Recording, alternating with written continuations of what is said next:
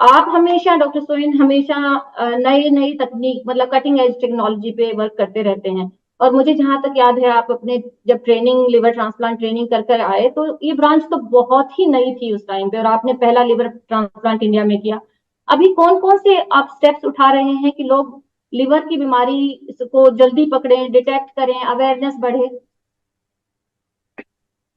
देखिए, जो इनोवेशन की बात आपने की थी लिवर डिजीजेस के ट्रीटमेंट में और लिवर ट्रांसप्लांटेशन में, वो like like in all inventions, necessity is the mother of invention. तो जब ज्यादा लोगों को लिवर फेलियर होता है और उनको ट्रीटमेंट की जरूरत होती है और भिन्न भिन्न ट्रीटमेंट से इफेक्ट थोड़ा कम होता है, तो नए ट्रीटमेंट्स आते हैं। अगर सर्जरीज, जैसे समझ लीजिए हम पहले अप टू अबाउट 5 years अगो हम हजार हजार से 1200 लोगों की लिवर ट्रांसप्लांट भारत में कर पाते थे। आजकल 4000 के करीब लिवर ट्रांसप्लांट हो रहे हैं। तो जब बीमारियों का नंबर बढ़ जाता है, जो बीमार मरीज है उनका नंबर बढ़ता है, तो new techniques are needed so that we can give access to more people. So और लिवर ट्रांसप्लांट को सेफ बनाने के लिए इनोवेशन होती है। तो बहुत सारे जो इनोवेशन हमने किए हैं वो पब्लिश्ड हैं और वो दुनिया यूज करती है, हम भी यूज करते हैं, भारत में उसकी अडॉप्शन है। और वो सब मरीज को बेहतर करने के लिए, ज्यादा मरीजों तक पहुंचाने के लिए, इलाज, कॉम्प्लेक्स इलाज और लिवर ट्रांसप्लांट और हर ट्रांसप्लांट को सेफ बनाने के लिए ही इनोवेशन होती है। मैं उसके अंदर डिटेल में नहीं जाऊंगा क्योंकि वो एक स्पेशलाइज्ड फील्ड हो जाती है। जी तो बिल्कुल। ये तो है इनोवेशन का जो आपने जो मेंशन किया था। अब जो दूसरा आपका कमेंट था वो।